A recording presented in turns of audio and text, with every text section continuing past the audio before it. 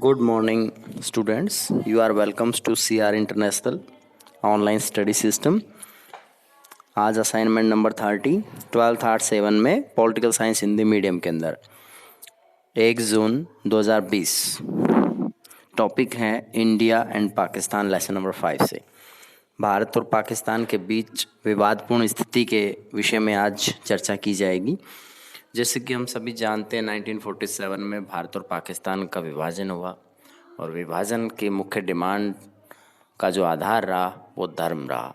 एक तरफ धर्म हिंदू, दूसरी तरफ पाकिस्तान की डिमांड रखने वाले नेताओं में सबसे महत्वपूर्ण मोहम्मद अली जिन्ना, जिन्होंने बार बार यहाँ तक कि डायरेक्ट एक्शन जैसी कार्रवाई को भी अंजाम दे दिया। डायरेक्ट एक्शन का मतलब था कि जो भी सामने दूसरे धर्म का व्यक्ति है उस पर प्रहार किया जाए या उसे मार दिया जाए।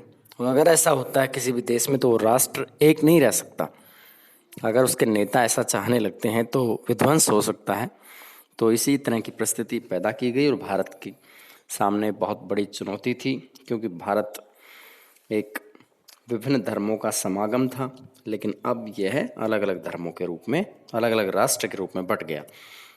उसके बाद चुनौती आई कश्मीर विवाद की। कश्मीर का जो मुद्दा है, हमारे भारत देश की आज़ादी के कुछ समय बाद ही पाकिस्तान के फौजी शासकों ने और वहाँ के सरकारों ने ये कोशिश की कि किसी भी तरीके से कश्मीर को दबा लिया जाए, अपने कब्जे में ले लिया जाए। इसीलिए उन्होंने कबायलियों के भेष में अपने सैनिकों को वहाँ भेजा और इस तरह से अचानक हुए हमले से घबरा करके कश्मीर के राजा श्री हरि सिंह ने भारत की सरकार से मदद मांगी और भारत ने तुरंत उसे मदद पहुंचाई और भारत ने कश्मीर के बड़े हिस्से से उन्हें भगा दिया। लेकिन कुछ हिस्सा उन्होंने अब भी कब्जा लिया है और उस कब्जाए हुए क्षेत्र को आज आज़ाद कश्मीर के नाम से जाना जाता है। वैसे उसे हम पाक ऑब्जेक्टेड कश्मीर भी कह सकते हैं। पाक अधिकृत क्षेत्र, हिंदी में पाक अधिकृत क्षेत्र, इंग्लिश में पाक ऑब्जेक्टेड एरिया।